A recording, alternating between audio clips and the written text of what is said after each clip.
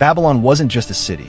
It was a machine built to glitter, to seduce, to overwhelm the senses, and then quietly rewrite the soul. Imagine walking through its gates for the first time.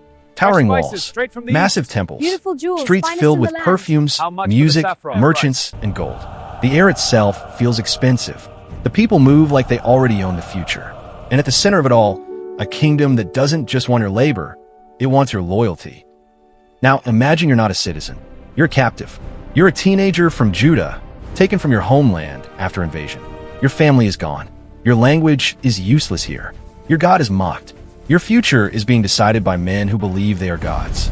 And Babylon looks at you and says, "We can use you." That's the world Daniel walked into. And the real question isn't how Daniel survived Babylon's enemies. The real question is how he survived Babylon's pleasures. Because Babylon didn't only crush people with chains. It captured them with comfort, status, luxury, and temptation, until they forgot who they were.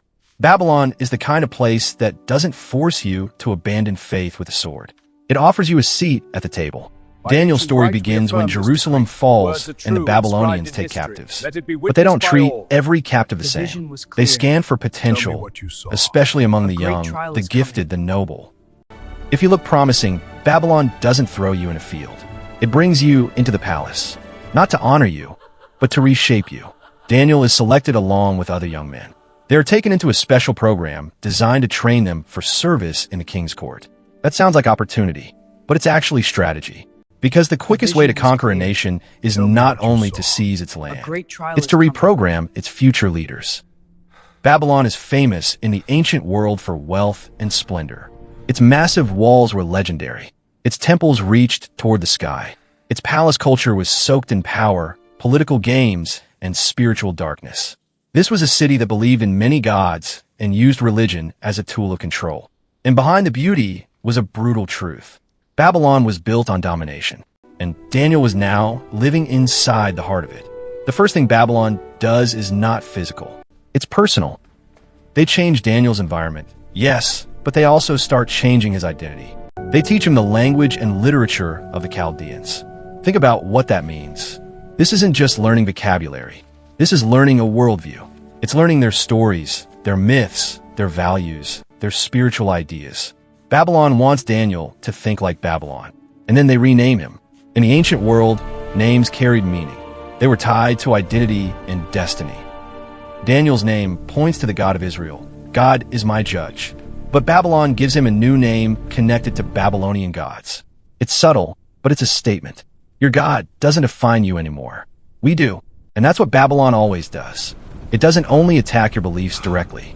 It slowly pressures you to accept a new label, a new identity, a new normal. But the biggest test comes next. The king orders that Daniel and the others eat food from the royal table. This is luxury. It's the best food in the world. The kind of meal most people never taste even once in their lifetime. Meat, wine, delicacies. It comes with privilege, status, and protection. But Daniel refuses. And this is where the story becomes powerful. Because Daniel is not refusing because he hates Babylonian people. He's not refusing to be difficult. He's not staging a loud rebellion. He's drawing a quiet line. The Bible says Daniel purposed in his heart that he would not defile himself with the king's food and wine. That phrase matters. Purposed in his heart. Because real survival in Babylon begins before the pressure peaks. It begins with a decision made in the heart before the temptation arrives. Daniel understands something. This meal isn't just food. It's a symbol. It's a way of saying, I belong to the king. I live by the king's provision. I'm part of this system now. And Daniel knows that if he surrenders here in something that looks small, it won't stop there. Small compromises become big chains. So he chooses discipline over indulgence. But notice how Daniel does it. He doesn't insult the officials. He doesn't cause drama. He respectfully asks permission. He proposes a test. Give us vegetables and water for 10 days, then compare us to the others.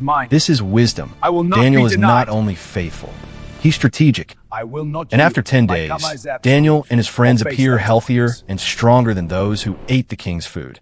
So the official allows it to continue. And that moment becomes a turning point. Because Daniel proves that you can live in Babylon and not be owned by it. You can be surrounded by luxury and still keep your soul. You could be offered pleasure and still say no. And Babylon hates people who can say no, because Babylon's power depends on your appetite. Now Daniel is in the palace system. He's learning their knowledge. He's working in their structure. He's surrounded by their culture. But he doesn't worship their idols. He doesn't lose his identity. He doesn't let Babylon's comfort become his master. And God honors that. Daniel is given wisdom, understanding, and favor. He becomes known for excellence. And here's another danger: success. Because sometimes the greatest test isn't suffering, it's promotion. When you rise in Babylon, you start to feel safe. You start to enjoy the benefits. You start to think, maybe I can relax. And that's when compromise sneaks in. But Daniel stays consistent. Then one night, the king has a troubling dream, and Babylon's entire spiritual system is exposed. The king calls the wise men, the astrologers, the magicians, Babylon's elite. He demands they not only interpret the dream, but tell him what the dream was. And they can't. They panic, because Babylon's wisdom is often a performance. It looks powerful until a real crisis hits. The king is furious and orders that the wise men be executed. That includes Daniel, because he is counted among the trained advisors. So Daniel's life is suddenly on the line. And how does he respond? Not with panic, not with a political move. He goes to prayer.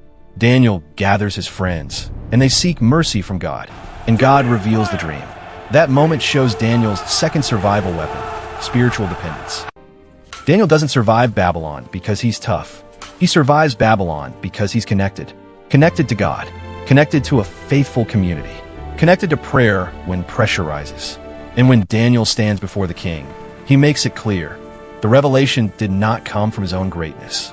It came from the God of heaven. That's bold. In the center of a pagan empire, Daniel publicly points to the true God. And he survives. He is promoted, yes. But he uses influence without surrendering worship. Then the story moves into a darker place. Babylon doesn't just want Daniel's service. It wants worship.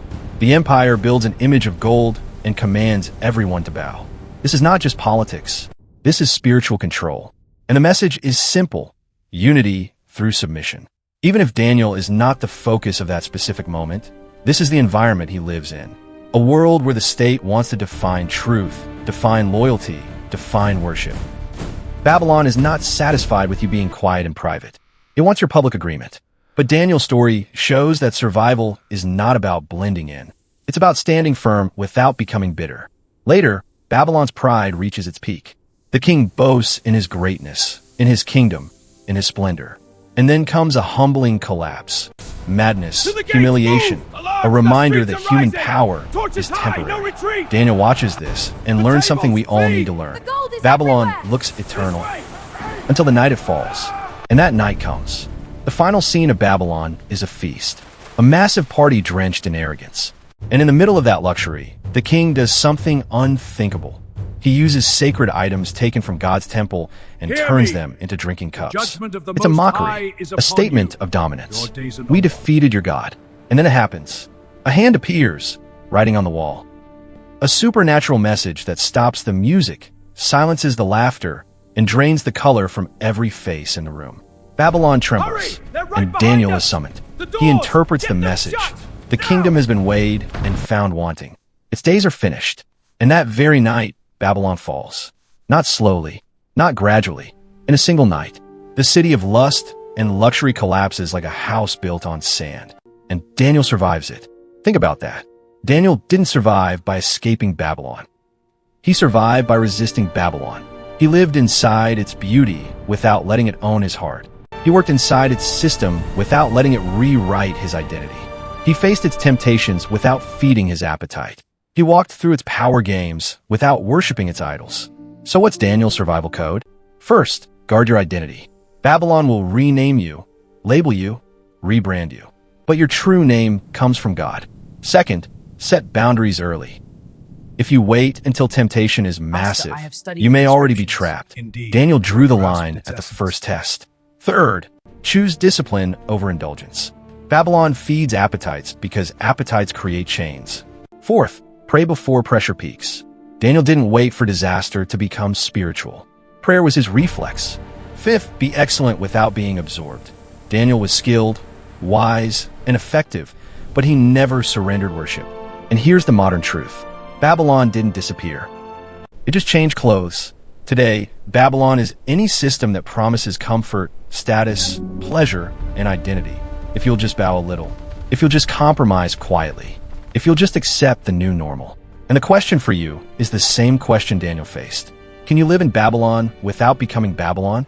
If this story challenged you, I want you to comment one thing. What is the hardest Babylon pressure you've faced? Temptation, compromise, identity, fear, or pleasure? And if you want more stories like this, dark biblical history, hidden spiritual battles, and the moments faith is tested under pressure, hit the like button, subscribe, and turn on notifications. Because in the next video, we're going into another survival story, when a law was written to destroy one man, and Daniel ended up in a lion's den. Stay ready.